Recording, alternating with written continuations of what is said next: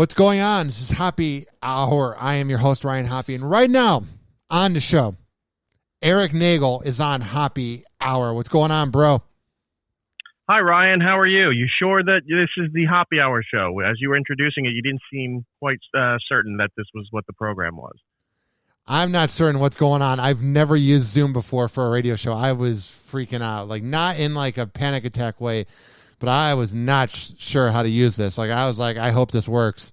That's why I was a little nervous. Are you just doing audio? You doing video with this? I have a Rodecaster Pro board. I'll show you. It's right here.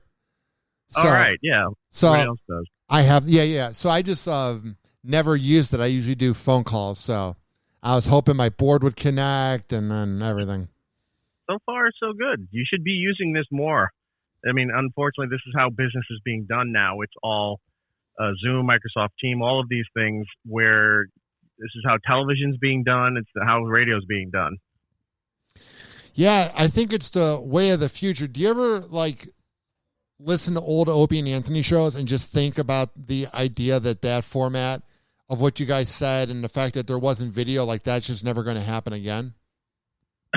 I try not to, but yeah, that format's never going to happen again. That hot talk stuff, even regular talk on terrestrial radio. You guys, station that you're at in Tampa, the Bone, you guys are one of the last bastions of non-political, non-sports talk programming. Like I think it's you and Real Radio in Orlando are like the last two that I'm aware of that are all on FM talk station, and it's lifestyle talk. You know, it's not leaning left, leaning right, only about this sports team or nationally syndicated, fill in the blank kind of programming. Well, I would say the only places that have hot talk that are left is like I saw in the ratings, they said that WMMS in Cleveland is that because they got Rover in the morning and then Alan Cox in the afternoon. And even though it's music during the day, like that, and I would say Elliott in the morning would count in DC. Just like those are like the last ones. He's the morning show on a rock station. True. Even though he's doing talk, that's a morning show. That's not a talk, a traditional or what would be genre specific of talk. It's a morning show. Like he does stuff. He still has to play some music during his thing because he's not a national show. But I mean, just a whole station which is all talk shows is a relic at this point. It's sad. I'm not saying that is to be like to shit on what you guys are doing in Real Radio and all that stuff. I'm glad you guys exist. You're like the last bastion, but to the industry and to the public listening, it's just a relic of a bygone era. Younger people aren't listening to talk programming like that, especially not on the radio, if they're listening to podcasts at all. Well, what I find aggravating, Erik, is it works. It works in Tampa. It works in Orlando. It works in Cleveland. So I don't know why radio programmers don't take the risk. Because in my opinion, the thing is, the times that they took a risk, if it was Howard, Opie and Anthony, Mancow in Chicago, Jonathan Brandmeier, anytime they ever took a risk, it worked. And now radio is being cookie cutter, and you see all these polls every day where they say, 85% of people listen to the radio every day. Well, it's like also you got Spotify in that. So I just think radio doesn't have balls anymore where they're not willing to roll the dice, and that's why it's not at all. They're not even willing to roll the dice. They're not even willing to roll the dice on the programming that fits their format. Like those shows that you mentioned, nobody's going to take a chance on any kind of talk stuff like that anymore. And the reason why you guys, the Bone, Real Radio, I always forget about Cleveland because nobody talks about them, but that station is why it's working is because they haven't been affected yet. Like the Bone skirted with the Bubba stuff, and then when Calta took over the mornings, you guys have been putting out great programming, but not enough to rock the boat as far as social outrage or like the FCC stepping in, any of that kind of stuff. You guys have just been, know how to maintain. If you guys had something that hit the station or Real Radio or the Cleveland station, that format would be gone. All those shows would be gone because it's a big cost cutting. It's expensive to run a talk station because you got to pay for hosts, producers, all that. Like there's a lot more for an expense than it is to have a morning show and then music jocks or just music without the jocks throughout the day. Radio is not caring about talk programming anymore. You guys will last as long as the audience is there, and nothing happens that affects sales. And that's the truth. And that's really unfortunate because sales is running everything. It used to be programming and sales were totally separate. Sales runs everything, and now social outrage kind of, forces company hands or a small minority of people screaming on Twitter or another platform, and they're like, "Oh my God, the whole country hates us." And it's like, it really could just be 100 people, if that. But they see that constant there. It's like, "Oh, it's very loud, very vocal. We got to fire this show." You didn't really need to fire this show. And we've seen some examples, where you just don't say anything or don't apologize either, unless you hurt somebody or did something really terrible. Don't apologize for putting out entertainment and doing what you do. And then what happens? In a couple of days, it blows over and they move to the next thing and they move to the next thing. So you can exist. So as long as nothing happens to those stations that would draw so much negative attention or affect the sales money coming in, you guys will just go for as long as it can. And God bless you guys for being able to do that. Just, you haven't been hit with anything yet. That's why you guys exist. No other market, no other station's going to take the chance on an all FM style talk show anymore. Or talk station anymore. Well, I thought about it too recently. Like, all these companies and everybody thinks that what you see on social media is the whole wide world. So what I mean by that is, I'll get some mean comments on Twitter, and then I think all listeners are mean. But then last week, I went to a... No, it's just my comments to you. Yeah, pretty much. You and Calta. I'm just kidding, Calta. But I go to like a Raptors game last week. They're here in Tampa for 1 year at the Amalie because they don't want to have basketball up in the Great North. And like, I met two listeners, and I talked to them for 20 minutes, and it made me realize that like, you're going to have your diehard fans that are going to be mean. Like, because I'm in a few Opie and Anthony groups just for the hell of it, and I'll see them write mean things about you. Oh yeah, even the Opie and Anthony people aren't in the Opie and Anthony groups. You need to just. I don't comment. I just look at it. They just, oh man, it's just. I've been in it for like 10 years. I do think about getting out. They all hate us. They hate us. They hate Howard. They hate everything that they used to love. They hate, and they want it destroyed. So. You know who I find nauseating? I don't know if you like them. Is who are these podcasts? I can't do it. I don't get it, but people seem to listen. See, here's the thing. I did their show. I like their show. I know Carl. I enjoy what they do.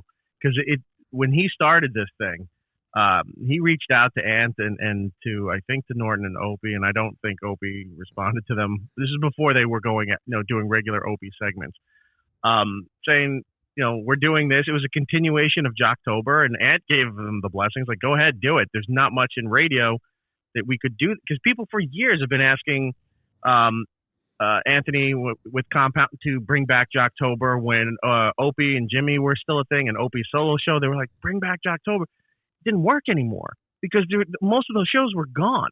Even the terrible shows like the guy-girl team, God forbid a husband and wife team, those kind of things, they were all gone. Because there was just they had no ratings. The companies didn't want to pay for anybody.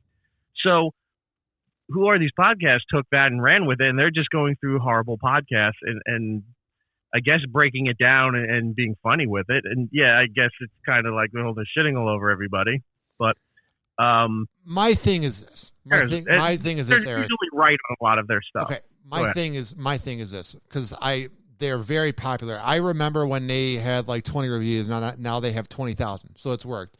The thing I don't like about the podcast is, number one, I haven't listened recently, but when I did listen 2 years ago, they had awful equipment. That was the first thing. And I was like, if you're going to what? Awful equipment. The equipment was just the microphone sucked. And I was like, if you're going to try to put into a memory of Jocktober, which was the greatest thing Opie and Anthony did, along with the great things they did, it's like, can you at least make it sound good?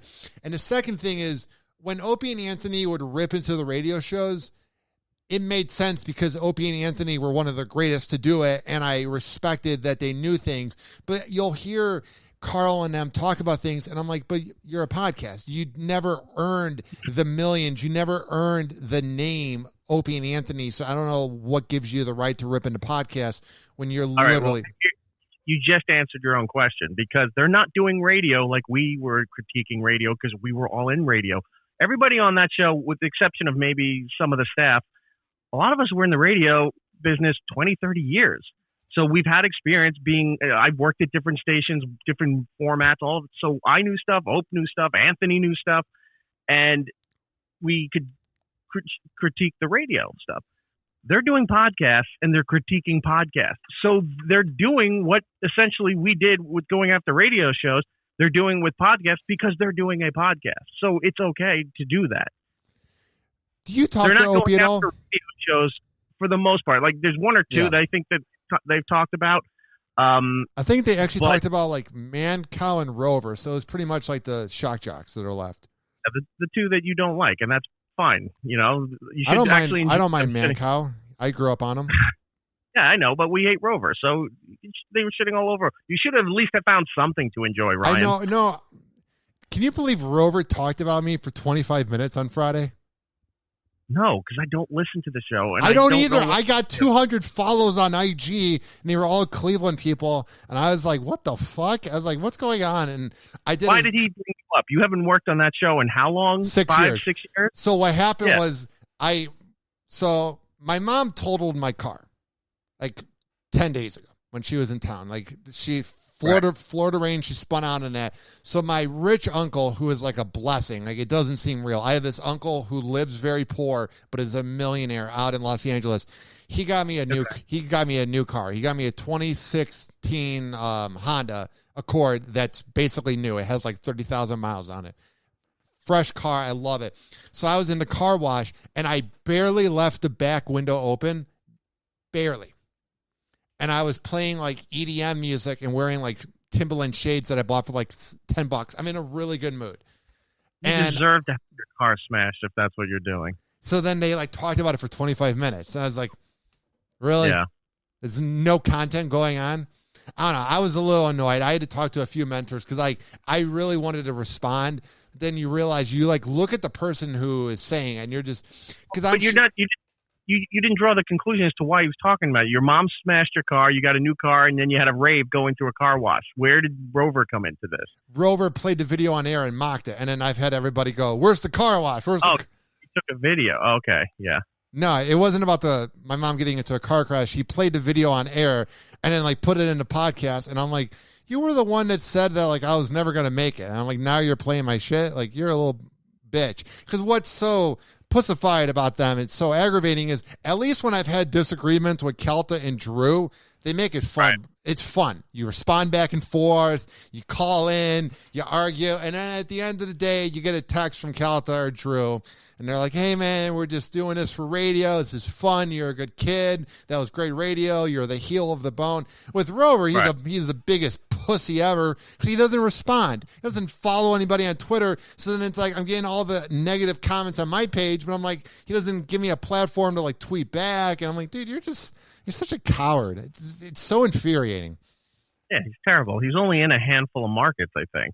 Can you see where I find that annoying? Can you see how I find that annoying? Like, it's not even like I work in the same market. It's like, go away. I understand, but he rode the tail end.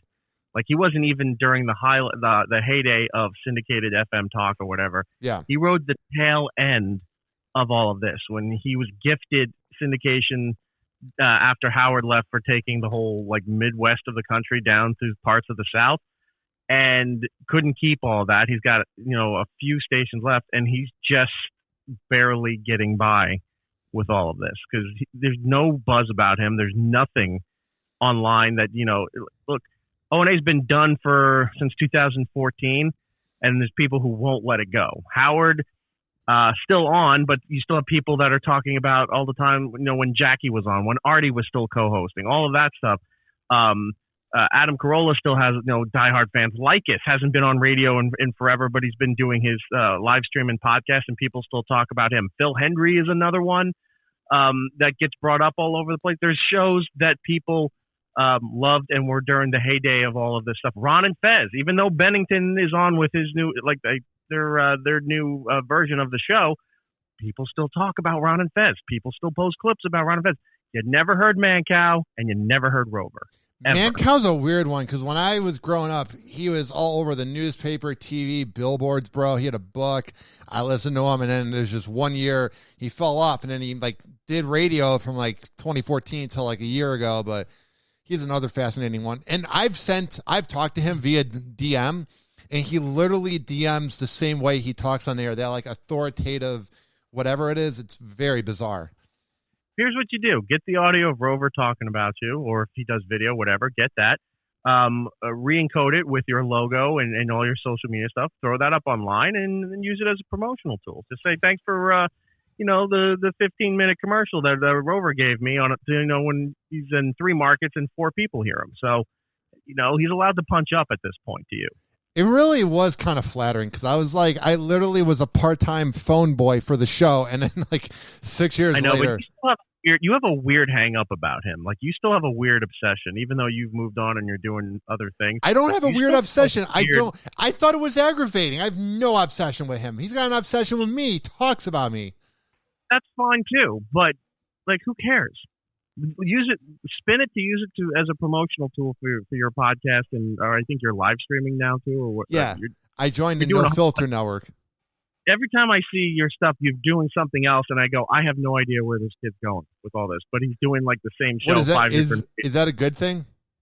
Yeah, I keep seeing you do something, so you're trying and you're active. It's not like you fell by the wayside. I'm not saying that as a negative. I just don't understand half the shit you're doing because I can't follow it. But you're doing it. You're making it work for yourself. It's a backhanded compliment, I know, but you're doing something, and I'm happy. Do you want me to explain it? No, not really. Come on. So I do a podcast where I play celebrity news clips and I rant. Then that's heard on quadpod.com, QODPOD.com. It's a podcasting network. And it's heard on Z Radio Live with this guy named Zach Feldman, who used to work at like PLJ and that, and he's got like internet radio, and then it's on every single platform that has a podcast. So like Spotify, Apple, iTunes. It sounds like a 90s radio show. I play news clip. I have production. So then I also interview people in radio, and I used to interview comedians, but they're douchebags. Like they're not really fun to interview. I interviewed every comedian ever. That's not Dave Chappelle. Like anybody that went to Side Splitters Comedy Club, I interviewed. The big one it's called No Filter Network, nofilter.net. It's a network of people that either got canceled in the sports world or up-and-coming professional athletes like Brian Urlacher, like really big names, and they do shows online, and you pay like $2 to watch it. And very soon they're going to have pay per month, like a subscription. So I joined that network. I had to apply. I had an interview with the network. You have a .com because you're in like 9 different places. Do you have one place to centralize this? RyanHobbyRadio.com. Yeah, I have a website. I do things. I feel like no one.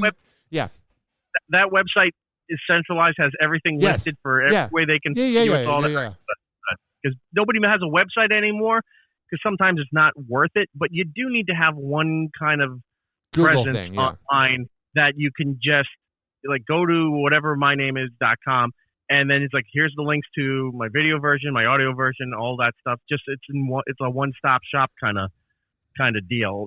We're doing it exclusively on the website.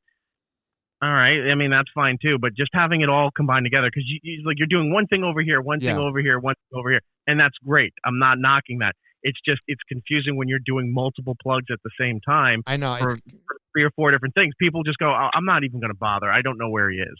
So if you just promote, Monday night I'm doing this, whatever. Ryan, what's your site? Ryan Hoppe Radio. RyanHobbyRadio.com. That's all you have to do. Just do the one plug, have them go there, and then it's right there. I think I'm going to do that from now on. So you don't want me to keep promoting that it's on Spotify? There's no need to. I mean, you can do it. Like if you do your social media stuff, have a graphic made with your .com and then it says as heard on these platforms, or you do the hashtags when you post it on social media. It's all about just like, here's everything in a tight little package so people can see it and then they can pick and choose where they want to go with it. Because if you keep listing every platform you're on, people are just going to like, I'm not dealing with this. Yeah, I never thought of that. People have such a short attention span and so impatient. I'm very impatient. I'll stay, I'll keep my sanity waiting for certain things that I enjoy, but anything else that pops up, like your stuff that's there, you already lost me. I'm like, I'm not going to remember Z-Rock or whatever, Zach, whatever his name is. And that's not a shot at the guy. It's just there was so much information. It's not sitting there. So I know to go to your website and then it has all your links in there. So if you just put it all there and it says Monday nights I'm here, Tuesday here. Like have a schedule with that kind of stuff makes it so much easier because all you have to promote. Yeah. It's branding. Just promoting your .com. Everything's your .com to go find you for everything. It just feels like then you're just waiting for things to happen if you're not promoting it. You know what I mean? You're promoting, but you're building a brand up for yourself too. You can't promote every single. It's like the Kardashians aren't going out. They'll go and promote their latest project and go, "Hey, I have a new makeup line or my new clothing line, whatever." But they're not going every time they go out to promote something. It's like, oh yeah, for the last 10 years I've been doing this clothing line and a makeup line, and they're not just rattling off their credentials of the things that they're working on. Does it seem like I do that? Yeah, a little. I mean, and it's not a bad thing. It's just there's so much you're rattling off. Just kind of simplify it. Say, hey, I do a bunch of different platforms at different times. Find me, RyanHoppyRadio.com. And so should I even? I mean, but what do I know? What do I know? But should I then not even share that I did this interview with you and just help people find it? Yeah, please. Because who wants to hear it? I don't. You don't? I'm on it. No. Damn. No, of course. I'm just promote it. My mind is blown, bro. I'm just debating right now. I'm a guy that's never speechless, and I'm literally speechless right now because I'm just kind of thinking about it. Like maybe less is more. I've learned over the last several years, you gotta spoon feed people this stuff. You gotta make it like a point click, and that's it. If you're 2 steps away, you're already too far from the audience. It has to be minimal 1 step away. So if you go to one, it's like get my episode. Like when you're on Spotify and other platforms, they're all coming from your main RSS feed to wherever your show's being hosted. Just post the link to where it's hosted, because if they don't want to go there, if they see that they can get it somewhere else, they'll go and look for it. But you put the main direct link to the file when you post everything so that they get it. You get that hit, you get that click right then and there. You got to make it squeeze like, oh, I did a new video. Boom, you click right there. It opens up YouTube or whatever platform, and it's there ready to go. I'm really thinking this out right now because I could just begin saying, go to my website in each post, essentially. Do that. And if you have a video thing, just have your .com in the lower, like across the bottom of the screen, very, opaque. So it's like a water bug on network television. Now you can kind of see the outline, but it doesn't obstruct the thing that you're watching. It's all these little tricks and tips and stuff like that. It's all this dumb branding, because that's the world we're in now. It doesn't even matter content. It's branding. What do you think of that thing, Linktree? I was using it for a while, but then, I don't know, they changed something with their coding, and then people started saying if I click on your .com, which would go to the Linktree, that it was getting warnings that it was like a phishing website, or it was some kind of, like Norton was blocking it. So I switched to something else, and it's been working better. What do you use? Now I use, I think it's All My Links, I think it's called. All My Links? Let me double check. Because I think that's what I need to do, is have something where I go, I just recorded this, here's the link to everything, and then just hope for the best. And All My Links, the one I'm using. Like you can organize it. Your icons fit the platforms that you're on. You can customize it all any way you want, and it's a cheap workaround instead of building a full website. I've been doing that, so it's just like I have the .com, it points right to that, and like there you go, there's everything. Because it is tiring, dude. Like whenever I meet a listener or message people to like have to explain how to listen, and it's just like I'm like, God damn it, you know what I mean? Well, that you've had the warning signs right there. If it's hard to explain how to get your stuff, if you're not trying to explain it to people, how are they just going to accidentally find you? They're not. So you got to put it all in one spot and then make it point click easy for them. So when you post social media, here's the link. Here's the link. If you got, if you're a certain status on Instagram, you can post your story and swipe up, and here's the link. Goes right to that. Everything has to be spoon fed to everybody, or else they're just not going to come. It's unfortunately just the way it is. No one browses anymore. Nobody looks for stuff. They want it instant, and they want it right in front of their face. Like, click, send me the link. So here it is. There you go. Done. That's all they want. Would you say I've improved since I sat in on your radio show 5 years ago? No, absolutely not. Damn. Yes, you have. Your conversation has gotten a lot better. Because now I'm very self-conscious about what I'm doing since we've been spoken. It's called a power dynamic, and it's shifted into my direction now. Yeah, your branding still needs help, but your conversations that I've peeked in once in a while. I've been seeing who you've been talking to, and look, like I said, you have a love for it. You keep doing it, even though like all signs in this industry point to there's no chance in hell this is ever coming back in the format that we love or the shows that we like. It's just not the thing. And even podcasting, people went to podcasting. There's so many of them, and every company's now trying to switch to being a podcast company, and they're too little too late. Like the next thing's going to come up in the next year or two, or especially right after the pandemic's done. People are going to give less of a shit about stuff that they needed to entertain them because they had nowhere else to go and nothing to do. So like TikTok's going to take a huge hit when the pandemic's all done and everybody's out, going back to work, back to school, living their lives. You're not going to have people fucking dancing around, and kicking the screen and changing outfits instantly and thinking like, oh, I'm cool shit. And that's all going to go away. The way people were listening to podcasts and stuff, companies are only buying celebrities because they think, oh, they're going to get millions of listeners for it. And most celebrity podcasts are terrible. There are some good ones, but a majority of them are terrible. They're horrible, bro. It's so uninspiring. Every comic has a podcast. And again, with them too, not all of them are good. There's certain ones that are really good and will probably survive going forward, but everything else is going to fall by the wayside. A lot of people started doing this because of the pandemic and the quarantine happened. Like Staples had an end cap, and I think they still do. If you go in there, they have an end cap of podcasting equipment where you can buy the ring lights and microphone stands and tripods, and here's the equipment that you would need to start a podcast. Everyone's like, oh, I'll just do a podcast. Like everybody was saying before that was just like, oh, I'll just go into comedy. Like it's so easy. They all did it, and nobody's listening to it. There's hundreds of thousands of podcasts and no one gives a shit about. Yours and mine included. I know. It's humbling. So humbling. Yeah. Do you ever have you want on it? That's good. Most people do this and then go, oh shit, this is a job. You constantly have to do this. You have to work on it. You have to grow. And then sometimes you find a podcast and you're like, the last one they did was in 2017. How much? Yeah. Oh, they only did 7 episodes and they were done. You're like, see, they realize it's work. My thing is, I know everybody that does this wants to make it, but I just don't want to have my legacy be like, man, he fucking tried hard. You know what I mean? No, no one's going to fault you for that. Everyone knows that knows you've been trying. It's just, hopefully it pays off at some point. You're working in the last bastions of radio as we know it.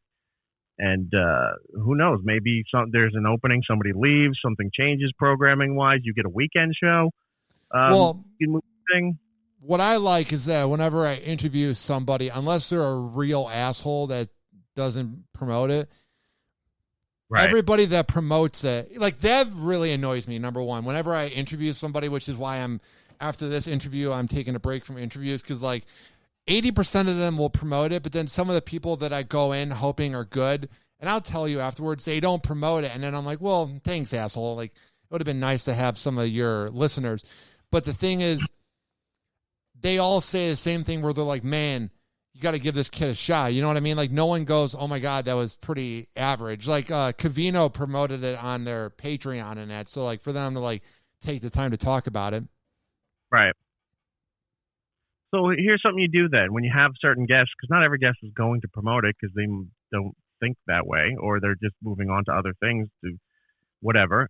When your interview's done, you send them the link and the graphic, or you send them the link to your tweet and say, hey, do you think you could retweet this? Or, hey, if you could post that, it was a great interview. I appreciate it. You got to, again, spoon feed the guests. You send it right to them right after it's done and up and go, hey, your episode's up. I appreciate your time. Do you think maybe you could retweet this or repost this or something? You got to take that extra step with it. Damn. And if they don't, then that kind of sucks. But if they do, sometimes they will be like, oh yeah, cool. I didn't know, and then they'll do it for you. Would you say you're happy with everything you've done post Opie and Anthony? I guess I would say, post Opie show when that shut down. Yeah, I'm happy with what I did. I'm not happy with where the industry and everything went. Because if I tried doing that now, if I started now, there's no way in hell I probably would have gotten anywhere. I started in the 90s, the mid to late 90s with all of this stuff. And I'm happy with it. A lot of it was out of necessity. When I left Sirius, had to work out a deal with them, and they were paying me for almost a year after leaving, so I couldn't do a whole hell of a lot. But I worked it out where 3 weeks after I left Sirius, iHeart picked us up, and we've been doing the show for for iHeartRadio. Jesus, it'll be 4 years in September, end of September. So I went from Sirius XM for 3.5 years to for the show, not for my career there, but for my individual show, and then doing it on iHeart, and then I'm doing the other show with Brian Johnson from AMC's Comic Book Men and Kevin Smith movies and all that, and Tell 'em Steve Dave.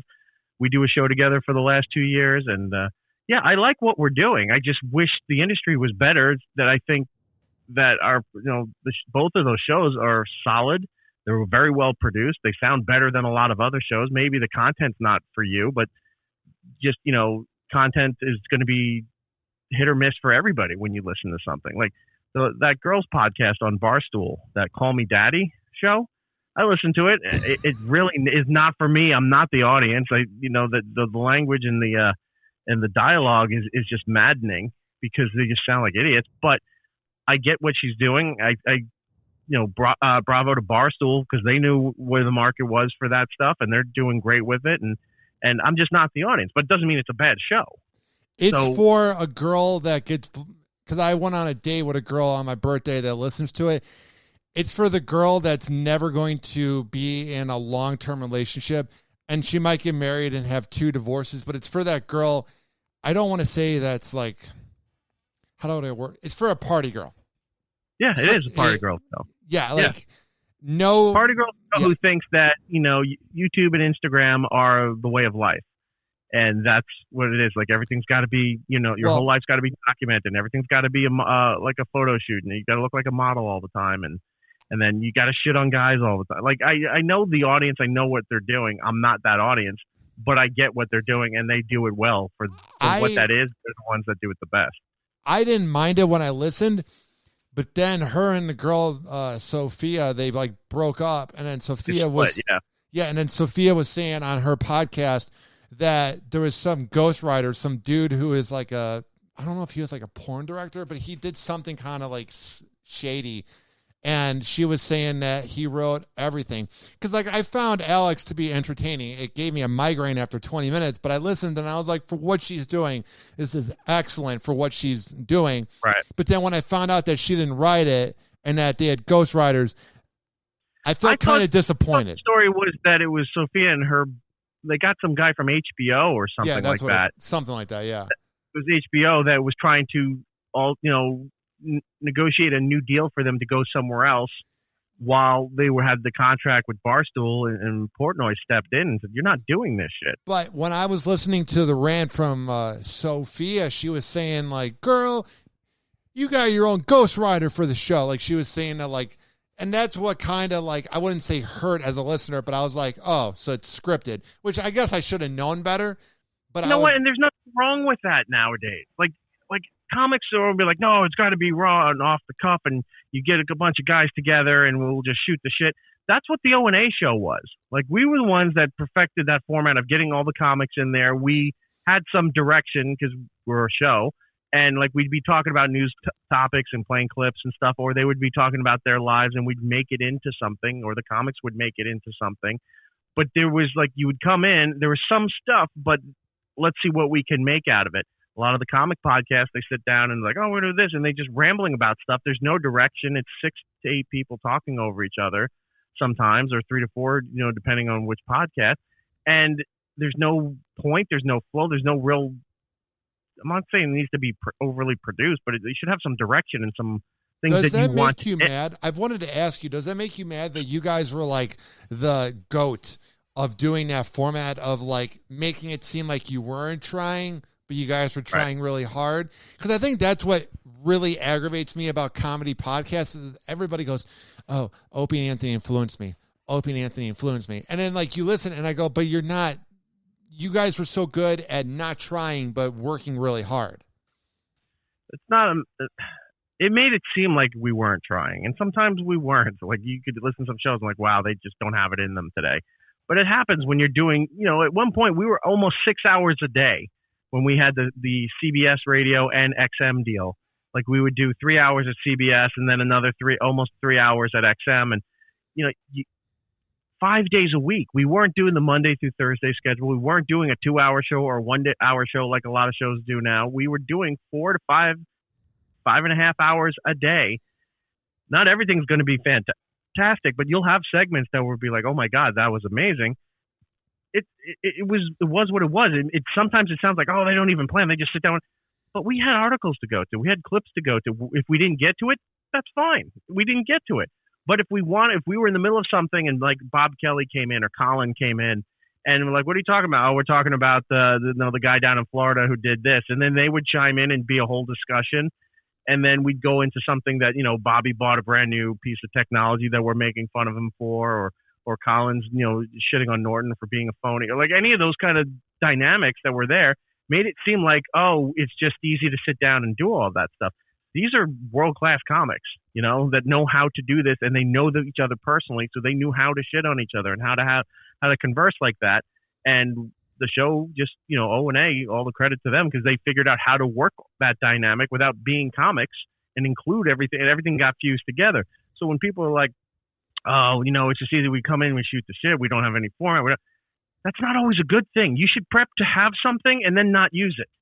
If you do need it and you look down and you go, oh yeah, you have a whole list of stuff you wanted to talk about, it keeps you going. You don't have to sit there and try to remember everything and then forget it because you didn't write it down or you didn't have anything prepped. So prep, do all this stuff, get it all together, do all the work so that when you go and do the show, if you don't even touch it, then you had a great show. You managed to keep everything going and find things to talk about and you didn't get to the majority of the stuff that you had. Great. Carry it over tomorrow or the next show or whatever you're doing. But you can't just walk in there and sit down like, all right, guys, we're all going to sit there like every other podcast seems to do. And they don't have anything planned out. They're just going to do a round table of shit. And look, there's only certain shows that do that well. Legion of Skanks does that very well. But I'm sure you can go and look at any kind of show that has more than 2 people. They're really not doing it well because you don't know the voices. You don't know the setups. There's too many inside. Like they don't develop anything. And that's a big problem with that. Back to Alex's thing real quick, taking a quick step back. So what if her shows, she has somebody that writes some stuff for her, that they have some prep and some script? They should. At that level, they're making millions of dollars. It's not just going to be, oh, we'll just sit down and whatever flows, comes off the top of her head is what we're going to go with. She should have that stuff done. And that's smart to have stuff done. True. Why is that? Look, everybody views that as like, oh, you had prep and you had this and you got production. Yeah, try putting a little effort into what you're doing. That's actually showing that you're taking it seriously and making a go at it. Instead of every 100,000 podcasts where it's just everyone's like, oh, I'm going to do a podcast. Me and my 4 friends are funny. Okay, sit down and try it. And then there's no flow. Everyone's talking to each other. Nobody remembers what they're talking about. It's garbage. So what? Good for her. That she planned stuff out and there's stuff written for it. Good. So what? Look how great they're doing. Making millions of dollars. That's the goal. There's no integrity. There's no, for a generation, like the millennials, and I don't know about the Gen Z stuff, but the millennials were like, it's all about being authentic and authenticity and being real and transparent. And all these fucking buzzwords that they use, they don't live up to it. They're like, oh, she's so real. She's so authentic. No, she's not. No, every fucking photo and video's got 9 filters on it. She's got lip injections. She's got ass implants. And then they're doing electroshock, whatever, to their fucking thighs and all this stuff. Nothing about them's authentic. And what they're talking about is they're always doing the pose where they're sticking their tongue out and then they're doing these weird angles all the time. Like, why is that entertaining? I don't get that. And you're going to shit on these people. Oh, they have their stuff written. They've got stuff together. And, they're not just reading. They're just not being themselves. No, they're doing a show. This is entertainment. Well, put some effort into it. It's funny. My generation is not the best generation because my girlfriend's 4 years younger than me. So she's like borderline millennial, but she's Gen Z, even though she's got more millennial in her. And she's got friends that are like 20, and it's fucking bizarre that they were like 5 in 2004. Like there's that whole thing where that kind of messes with your mind. But everybody looks down on millennials, dude. And I think we deserve it because Gen Z will see with time, with this decade, what they do, but they already don't use as much filters. They don't care about the things that millennials care about. And I think if there's going to be an up-and-coming generation that is authentic, it's the next generation, this current one. Right. Look, millennials do get a bad rap because of, again, small portion of their generation. And I'm not shitting on them. It's just not a generational thing of, older guy looking down at younger people. There's a lot of people I know that are millennials that work in, the places that I work at, and they're fine. They're productive. They know what they want to do. They have stupid things, but every generation has their stupid things, whether you agree with it or not. The ones online, small collective, are the ones with the loudest voice and makes their whole generation look like they're fucking idiots. So when you had all the stuff down, when everything was lit and fire and the fucking fascination with everything flaming hot, Cheetos and Fritos and Lay's and all that stuff. Like, I can only eat this stuff. And then they're wondering why they're in the fucking hospital from acid reflux or ulcers and all that stuff, because you're not eating anything it's not like a pepper hot. It's a chemical burn. You're sushi. What about the sushi obsession? Everyone loves sushi. I like sushi, but that's fine. I mean, look, when I was growing up, people, I didn't know kids my age eating sushi. I never saw it. People weren't going out to sushi. It became a thing later on, like in the 2000s, that it became more of kids were drinking coffee, kids were going to get sushi and things like that. Just wasn't a thing from, in the late 80s and through the 90s when I was growing up. That's fine if they do it. Who cares? So they're going to eat sushi. That's not being, that's not like a status symbol. It's not pretentious. It's not like if they're going to Nobu all the time, if they're going to something like that and they're constantly, look at my film, look at my videos, or they're going to those stupid clubs where they've got, road flares shooting out of some kind of sugar, dessert kind of thing. And it's just so they can do photos and videos and stuff like that. Then yeah, you're a fucking asshole. You just look like an asshole. But the majority of people aren't doing that. What do you think are some flaws that the Gen Xers have? I'll tell you what people say is a flaw, and I can tell you from myself and other people that are around my age, is that we don't care.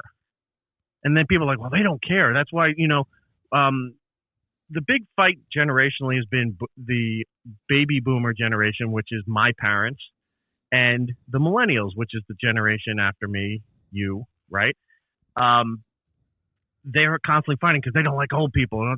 Nobody likes old. I mean, you like old people if they're your grandparents or if you know somebody, but nobody likes when my generation was younger, I didn't really care about my grandparents. Like they were fine. I loved them, but I didn't care about what they thought or what they did or World War II or any of that stuff. But they're obsessed, and rightfully so. The generation of my parents, they've all been very spoiled. That's why they were the baby boomer. They were given everything. It was right after World War II. They got all the jobs, the money. They were controlling everything, and then you get the millennials who are screaming about politics now, which my generation didn't give a shit about. It's so annoying, bro. I want it to go away. Politics, it's all social media, posturing and all this stuff. But you see, like, you elected a president who's one of the oldest presidents we've ever had. But you're saying, fuck the boomers, fuck all them. Where's your candidates? Where's all this stuff? Gen X doesn't have that representation. And that's a flaw that we, around our generation, feel it's like we're not being represented in a lot of this stuff, but we also don't care. Like, you're not seeing candidates from my generation running for office, running for president, running for all these other things. Some of the people that were running for the 2016 and the 2020 election on the Democratic side, they were younger. They were millennial guys. They were the ones who meet that criteria. Like, they were 35 to 40 in there because it's the law. You can't run for president unless you're 35 in the United States. They were in that area. So you were seeing them being represented, and you were seeing older people represented, but you weren't seeing the middle gap of us. And so if you want to say people, like, what is the flaw of our generation? People say it's like, well, we're not very vocal. We don't care. We're not interested. Yeah, it is. We don't care. Like, I don't care about a lot of this stuff. I'll see stuff online. I'm like, I really don't care about this. It means nothing to me. I have every convenience that I need in my life, and I'm cool with that. I can watch every movie, every TV show is available on some streaming service at the click of the computer. Every piece of music in the world is available on some music stream. Every book is available to me digitally. Every video game now, you can stream every video game. You don't need to buy the damn video game thing anymore. You just sign up for certain services, and it hooks right up to your PC, to your Xbox, all of that stuff. It's never been a better time. Everything is so convenient, and good, and you have people that are trying to say everything is terrible because all social upheaval and stuff. And granted, some of the social stuff is terrible, but outside of that, take the pandemic out of play too, because that's just terrible for everybody. But if that thing wasn't around, well, it's not really that bad.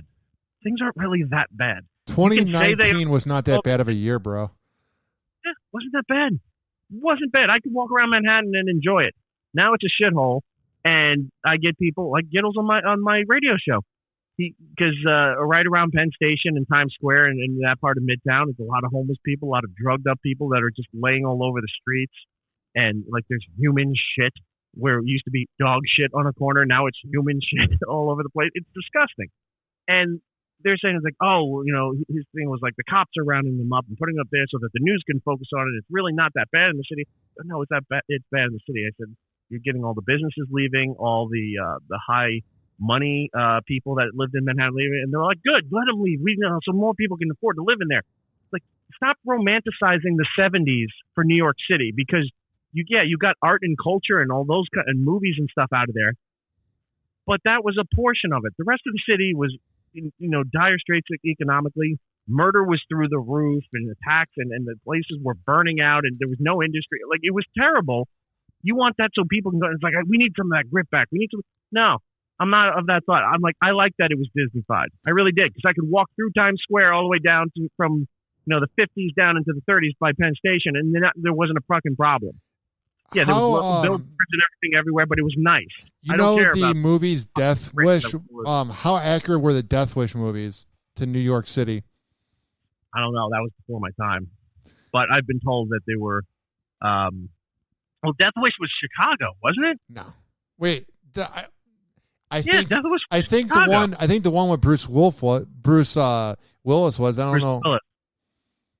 I don't know. I have to look that up. But those movies are cringe, bro. Like the rape scene they would have. I'm like, Jesus Christ, I don't need to watch that. Oh, Jeff Goldblum? No, the Death Wish movies with Charles Bronson. The old ones from That's what I'm talking about. Jeff Goldblum was, I think, in Death Wish 3. I didn't know. Where they attacked a rich woman.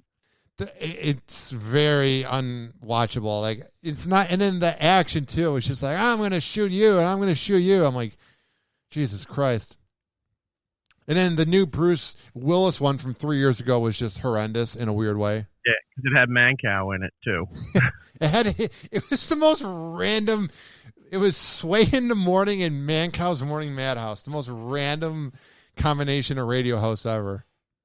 Yeah. Oh, yeah. You're right. They were the original ones were based in New York. Because I did some like Reddit reading when I was done watching the movie, which I do a lot, and they were saying that they were trying to like show what it was like in New York in the 70s and 80s. Right. Yeah. I don't. City's a mess right now. I'm not thinking it's dead. It's going to take a while to recover, especially with the current, mayor in office. Well, does it feel like Governor Cuomo is being protected? Am I wrong about this? Because I'm 1,500 miles away, so I'm not in the know. But is he being protected? I don't know. No, I don't think he's being protected, because even there's a lot of people in his own party that were saying that he needed to step down. But here's the other thing. So unless something's really proven terrible that he did, like so far he's inappropriately kissing women. All right.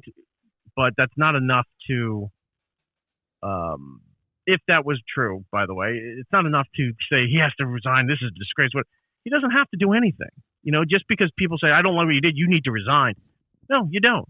You don't have to do anything. I think there was a poll recently where they surveyed, New York State is a big place. And if you go north of the city, it's a whole other country. It's all very conservative. And you go out to Long Island, it's very conservative. But you've got the city itself, very liberal. And, New Jersey and Connecticut right there, also very liberal. And they surveyed a lot of stuff. And the majority of the poll that they did was that they was like, yeah, well, he's doing fine. He's doing his job. Let him stay in office. I don't care.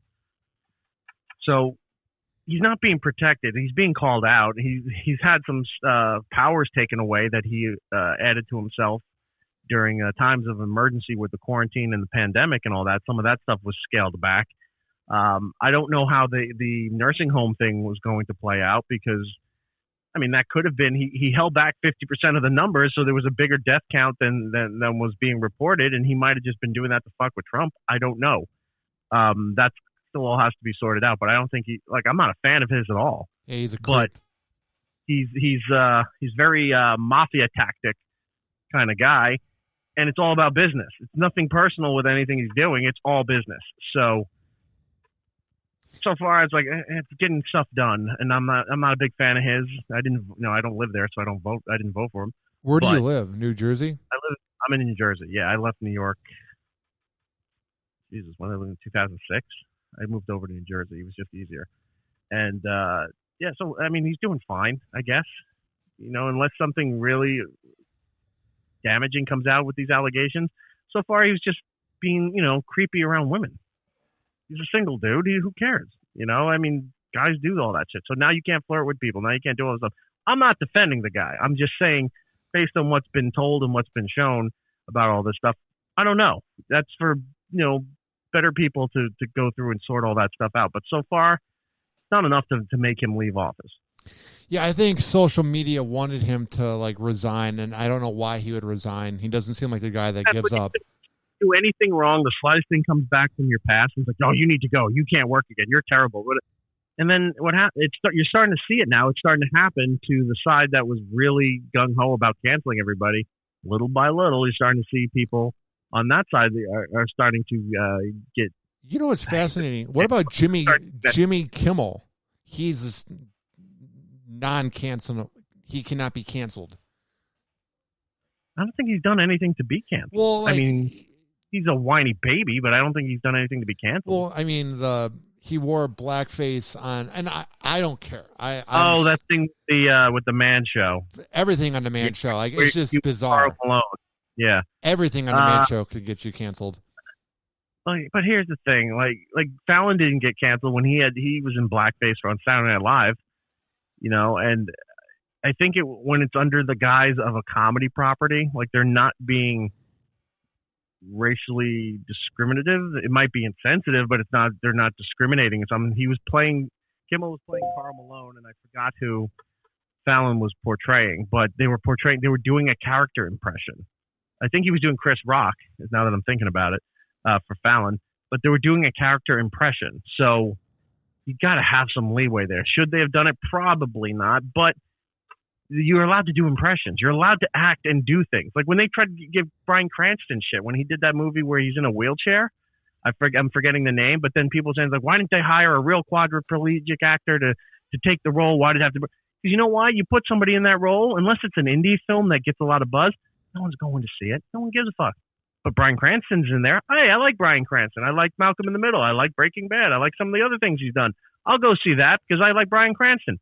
That's why he's in that role. And you're an actor. You're allowed to act and pretend to be other characters. You don't have to be exactly the character that you're portraying. Now, here's the weird, tricky balance to this. So when they get mad at whitening of Hollywood, right, which in some cases is legitimate. But when they're like, oh, well, this, we're going to reboot this movie, or we're going to do this, or we're going to adapt this book, and the characters are described a certain way. Yeah, but you know what? We're going to put a black person in there. We're going to put an Asian person. We're going to make it all diverse and everything. That's fine. Okay, that's not what the characters were, but they're saying, why does the characters have to be that way? Why does Cinderella have to be white? You can have a black Cinderella. You can have a black. They're doing when they did the Little Mermaid live on TV. They had I forget her name, but she was an African American actress who was portraying Ariel. And it's like, I don't care. Who cares? That's not that big a deal. When it's an adaptation of something, but when you go and you write something like this is about my family, well, you don't have enough diversity in this cast, so we need to put something in there. But that's not my story. That's not my family. That's not my friends or any of this stuff. I'm not putting in, I have a black friend just because you're telling me I need to have a black friend for my life story or for what the characters I wrote. That's where it gets a little tricky. It's like, you're like, oh, you're forcing yourself into somebody's art, but then on the other side, you're protecting art, saying it's sacred. Don't change people's art. It's like, you can't pick and choose what works for you and then not follow the same rule. Here's your rule. You want to do this? Okay, but we're not doing it here. But you're going to force it into here. Why? Why is that okay? You can't do that shit. It's a lot of hypocrisy when it comes to all of that stuff. Where can people find rants like that? RyanHoppyRadio.com. It's all one place. All the links are right there. I'm on 19 different platforms, but if you go to RyanHoppyRadio.com, hopefully that will have a link. You know, that's going to give me a panic attack tonight, wondering if I'm doing the right things, by the way, Erik. Thank you for that. Right. You're very welcome. I'm just kidding. You can hear me. Go to it'seriknagel.com. ErikNagel. If you're listening to this, I'm sure it's in the description there, unless he can't type. I don't know his. I can type. If he can read at this point. But if you go to it'seriknagel.com, you have links to the iHeartRadio show that I do with Giddles and Zia. You have the links to the audio stuff, again, on iHeartRadio, but we're also on Spotify, Pandora, all the places you can get a podcast or on-demand stuff. We're there available. And the video version's on our YouTube channel, youtube.com/it'seriknagel, also on the .com. Everything's right there for you. And the other show that I do is called Would You Kindly with Brian Johnson from Tell 'em Steve Dave, Kevin Smith Movies, AMC's Comic Book Men. We do a show once a week, and you can find that also at it'seriknagel.com or compoundmedia.com. You can go there and subscribe and watch. Well, dude, keep up the good work. It's been a lot of fun having you on the show. Well, payment for me coming on the show is you got to go to it'seriknagel.com and buy a T-shirt, and you got to wear it on one of your things. I will. I'm down. I'm definitely doing Zoom now. I was so nervous in the beginning. I'm just having a hard time lately. When the quarantine hit, we've been doing Zoom and Discord and a couple other things to keep the shows going since we weren't going into Manhattan anymore. That's how we did it. So if you look at the videos for my shows, we're all in our own little home studios or makeshift studios, whatever the other people have. And we're all connected through there, and we just do it all through the cloud. That's the way everything's done now. That's how TV's being done. That's how a lot of radio's being done. Most people like Calta. I watch Calta and Kelly on Bobby Kelly's Patreon. And, Mike made a nice studio at his home, and I don't think he's been back to the... No, not in like 14 months. Yeah, I see you behind the seat all the time, because you're going in there and working and running the boards, but... everybody else, nobody's going back to do it. So, because now you can do it now. You have the high HD cameras, you got the microphones, processing. Like, I've got all this other equipment for all different, like 4 different platforms that we're doing stuff. There's all this equipment to switch everything around to do what we need to do. I don't need to be at a radio station anymore. I'd like to, but I don't need to be there. So, yeah, man, you're getting there, one step at a time. You got to look up. You got to do Zoom. Maybe even StreamYard. Look at that. You need Streamlabs OBS, which is your whole switcher thing, and then maybe try to do live streaming while you're doing the show. Do it on Twitch or YouTube or something. Well, that's going to be on the No Filter Network. Okay, there you go. Available at RyanHoppy.com with 19 other platforms. RyanHoppyRadio.com. RyanHoppyRadio.com. RyanHoppy.com is a porn site. You don't want to go there. I don't. Or maybe you did. Could you imagine? Who owns RyanHoppy.com? I don't know. If there's not a person that owns it, I should probably own it. Yeah, go ahead, get your name, because anytime you can shorten your name instead of like with the radio or show or any of that stuff, get the show version. But if you can just get your name, then you can use it for everything you do. Makes sense. Go make an offer and do that. I will. Well, thank you for the tough advice, because everybody that has come on the show in the last 3 months that I've been doing interviews has kissed my ass. So it's very humbling to have you just go in. I like you, Ryan. I enjoy what you do. I'm not kissing your ass. There's no reason to kiss your ass ever. Oh, no, I'm saying I've had people that have like come on the show that have literally like talked about it on their show or social media, and they're like, oh, it's so amazing. This kid's the future, blah, blah, blah. And you're just like, no. You got to fix your brand, dude. Yeah. So here's what I'll do for you, because to show you how I'm being honest and my appreciation of you, I will not talk about it. I will not promote it. I will not do anything. I will not even acknowledge it. Yeah. I won't even come back next time. Okay. See, that's how much faith I have in you and how much I support you. Thank you, bro. That means a lot. You're not. Okay. And I'll tell who are the, go on. I'll tell who are these podcasts not to listen to this and not to go after and review your show. Oh God, I actually kind of want them to. Oh, God, they would roast it so hard. I don't want to think about it. Actually, I do want to think about it because I'll take the free attention, because at this point, I'm all in on the radio heel thing, because it's just, right. I mean, the fact, I know you got an obsession with Rover. No. There's just something that I will never not be a part of that show. And the fact that they talked about my video like that, there's something to being that heel thing. Like, I'm all in. The fact that Shane French thought about me 6 years later and talked about it for 30 minutes, bro, There's something there. Yeah. Just saying. Fuck him. Oh, no. He's not long for this world anyway, so. I'm longed for it. You are, unfortunately. My favorite thing, by the way, anytime I've come down to Tampa and I visited Calta and the Bone and everything, one of my visits, favorite thing that Calta's ever said about you, you were complaining about something, and Calta's in his office, and he goes, I'm giving you a compliment, you dumb Frankenstein, and I never forgot that. I'm that is such a perfect way to think about Ryan Hoppe as being a big dumb Frankenstein. Was that when, that was like 2015, that was when we went to Hooters, right? Yeah, I think that was the last time I was down in Tampa, yeah. Damn, that was 6 years ago. I know. As soon as this opens up, I've got family all through Florida I haven't seen in 2 years. So when all this opens up, I'm going to have to do a road trip around Florida to see everybody. You just got to get your 2 shots. I mean, my mom came down. She's a nurse. I got them already. So then come down. Yeah. What are you waiting for? Just, well, because I have people in my family here that are immune compromised that, even though I know some things have opened up, not every business has opened up in New York. A lot of the studios, you guys are a little different, but a lot of the studios in Manhattan aren't fully open. Most people aren't wanting to come back right now, and they're looking at September for maybe trying to roll everything open again. But yeah, I have some family members here that are compromised and they can't get the vaccine anytime soon because of their conditions, and so I got to play it really safe. I go to Compound once or twice a week to do stuff there. I got to do the rest from home. I'll do the supermarket. I'll do Home Depot, like anything that's a necessity. But outside of that, I don't go anywhere. I don't do anything. I'm the opposite. Well, you're down in Florida. Florida and Texas don't seem to give a shit. And I'm not like anti-vaxxing or mass shaming or any of that stuff. Do what you want to do. But I know for me, it's just like, this is what I need to do. So that's just how I handle everything. It's very... But, I would love it if it would open up. I'd go down to Florida. I'd be going to Disney World now. Why not? It's very bizarre how we just never shut down. And even when we did, we barely shut down for 6 weeks. Yeah, I'm not even getting into the conspiracy of it or the people who quote the numbers. They've been open and their numbers are lower than or just about the same as when everyone else closed down. And I don't know what the answer is. Nobody apparently knew what the answer is. Everybody tried doing it the way that they thought best. And here we are. So we're just trying to get through this. I'm waiting for this to all be done.